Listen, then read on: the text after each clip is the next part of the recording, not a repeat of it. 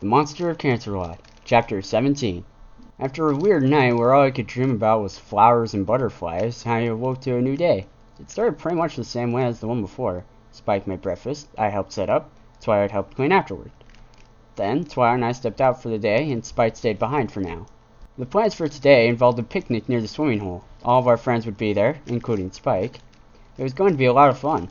Hopefully, Applejack and or Pinkie Pie would bring some of their cooking. The only thing I was worried about was Rainbow Dash. She and I had come to an agreement, but I don't think she thought much of me. I had high hopes, though, that we might be able to become friends someday. For now, I was happy just to be given a chance. As we walked through the marketplace again, there was less murmuring, but it was still there. It didn't bother me nearly as much as it did Twilight. Just like yesterday, her ears were twitching the entire time. I found it amusing and even a little bit cute. Still, there was that risk that a pony might say the wrong thing and she might accidentally pull their tail out their throat. So, Twilight, do we have everything needed for the picnic? I think so. Rarity is bringing some tea, Applejack has prepared some apple fritters, Pinkie's got cupcakes, Rainbow brought the blanket and plates, Fluttershy made cookies, and I am bringing you. She finished her list with one hoof pressed against my chest. I smiled down at her. So, your friends really want me there? She nodded and my smile broadened. I was wanted. Of course, Celestia and the rest of my family wanted me, but these weren't my family. These were my friends. It felt good to be wanted.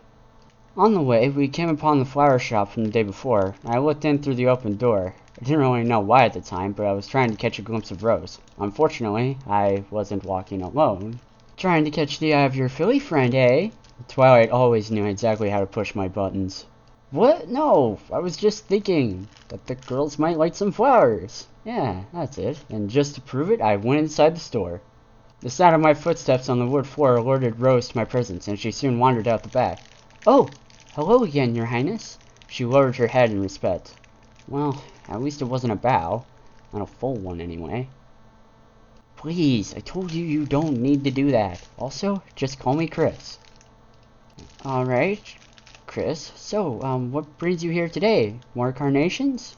Well, probably a few, but really I wanted an assortment. I'm going to a picnic with my friends, and I don't really know what they all want. Oh, okay. She was still a little nervous around me, but I could see it was starting to wane. If that's the case, then please allow me to make a selection of some of our best sellers. That way you can cover all the bases. I think I actually got a smile from her that time. That would be perfect. Thank you.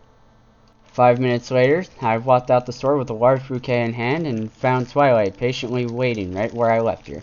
Well, now that you've seen your Philly friend, can we go now? I decided it was best not to rise to her taunts. Yes, we can. Oh, by the way, I got some carnations in there. Her ears shot straight up and her eyes somehow enlarged as she stared up at me. Do you think Rainbow Dash will like them? No, please, I'm sorry. I won't tease you ever again, I promise. I pulled one of the flowers out of the bouquet, leaving two more. Uh-huh. I handed one to a passing mint green unicorn. With my compliments, I told her. Consider that your punishment, Twilight groaned, but nodded in understanding. As we walked away, I missed the expression of shock and happiness on the unicorn mare I had just given the flower to. Ira, are you okay? Bonnie, did you just see what happened? The Monster of Canterlot just walked up and gave me this flower. Uh-huh, of course he did. I think we should get you out of the sun. The Earth pony identified as Bonnie began to push Lyra back inside her candy store. But it's true, she whined. He's real, just like I said, and was just walking by with Princess Twilight and gave me this carnation, said, with my compliments, and kept walking with... She kept talking while her friend kept pushing. Before too much longer, we had reached the field. When we got there, the girls had already set up. The spot they chose was on the edge of a large swimming hole and under a large oak tree. Since the weather team had made it a bright and sunny day, the shade was very welcome, though it appeared they missed a cloud. I wasn't going to say anything. Every pony was enjoying the snats and sunshine, and things were going well. It was hard to believe that less than 1 month ago I was nothing more than a legend to these ponies. Despite how we first met, they all have proved to be true friends. I know I've said it a lot, but it was great having friends outside the palace walls. And these 5 new friends of mine were making me feel like I was part of the gang. Well, 4 of them were. Rainbow Dash wasn't being rude as such, but she also didn't really seem to trust me either. I had a feeling I knew what it was that was making her feel that way too. Hey, Rainbow Dash, can I speak with you? I asked after I finished my fourth fritter. We were about 15 yards away from the others when she finally asked, "What do you need?" You don't trust me, do you? Not like the others, at least. She started to deny it, but she gave in. It's not that I don't trust you. I don't know. I mean, I don't hate you. I know you aren't going to hurt any of them, but we hardly know you. It's kind of hard to trust some pony who appears out of nowhere, kicks your flank without breaking a sweat, then forces you to clean all the windows in Canterlot. I see your point. I rubbed my chin as I thought about how to solve this dilemma. Well, I only see one way to fix that. Yeah? And how's that? She asked with one eyebrow raised. We fight, of course. She gave me that look that could only mean one thing. Seriously? No, I mean it. You and I spar, we learn some new moves from each other, and maybe even find some common ground. Alright, when do we start? Now works for me. How about you? A very wide grin spread across her face as she dropped into a fighting stance. I did the same, bending my knees and lowering my center of gravity. Ready! Rainbow called out. I smirked a little. Ready. This time, Rainbow stuck to the ground. She charged directly at me, just like Applejack had done before. Also, just like Applejack, I was able to sidestep and avoid her, though I refrained from pushing her. I was hoping to teach her, not hurt her. She slid to a stop and spun around, not even breathing hard. At least she looked like she had expected that. Dang it, she said. Don't worry about it. I've trained my whole life to counter that move. Try something else. Like what? Think about this match as one of your stunt shows. What would you do if you went to a contest and some pony did the same routine you were planning on? Improvise. Rainbow gave this some thought, made evident by her chin rubbing. Her smile returned and she lowered her stance again. Got it! I only just managed to get back into my fighting stance before she started her second charge. However, this time, right when I stepped out of the way, she suddenly spread her wings and gave one powerful flap. This changed her direction just enough to cannon her into my stomach head first, thus knocking the wind out of me and sending me tumbling head over hooves backwards. I did it! I did— Oof! Hey! Get off of me! I lay there trying to catch my breath, but managed to look over just in time to see one of Celestia's Pegasus guards holding Rainbow Dash down on the ground. That single cloud in the sky made sense now. You dared to assault the prince again? The princess was right to be concerned, the guard yelled. What? I wasn't— Rainbow tried to reason with him. Shut your mouth! I'm placing you under arrest. Stand down, damn it! My voice finally came back to me. But your highness, this Pegasus just attacked you.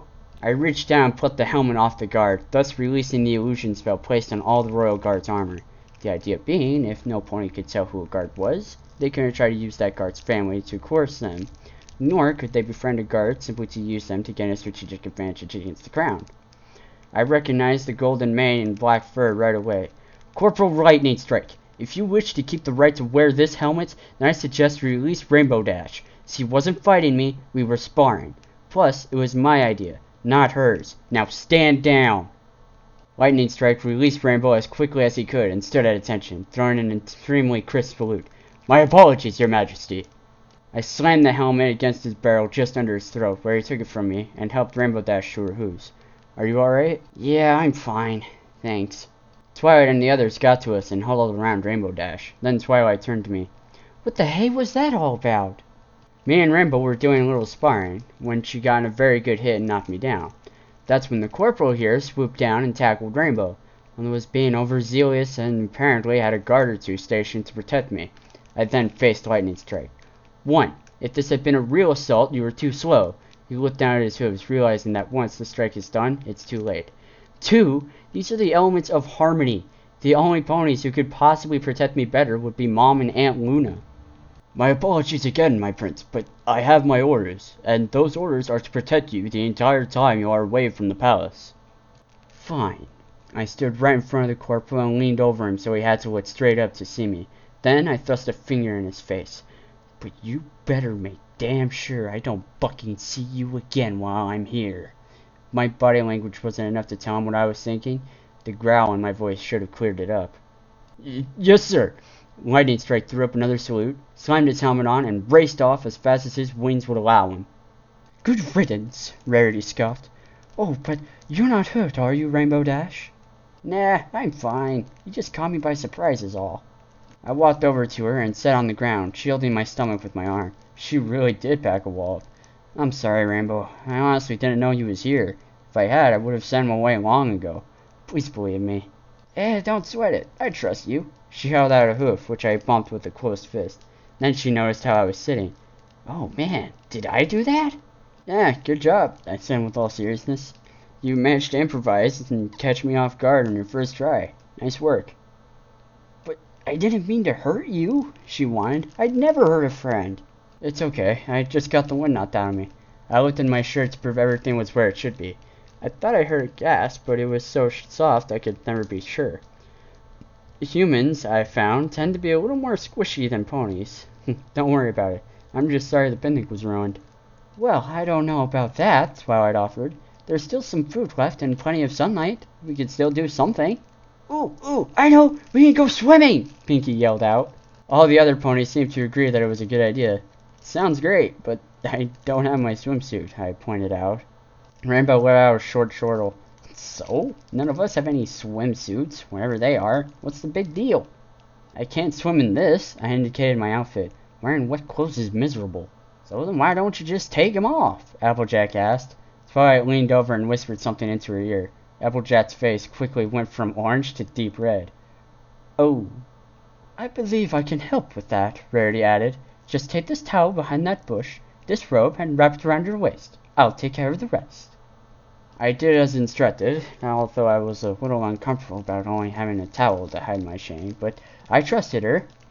Alright, Rarity, now what? Her horn lit up, and the towel I was wearing began to glow in a matching color. Then I felt something change. The area between my legs connected and became pant legs, and the area at the top of my hips tightened a little while the loose ends became one with each other. Suddenly, I was wearing a new set of trunks.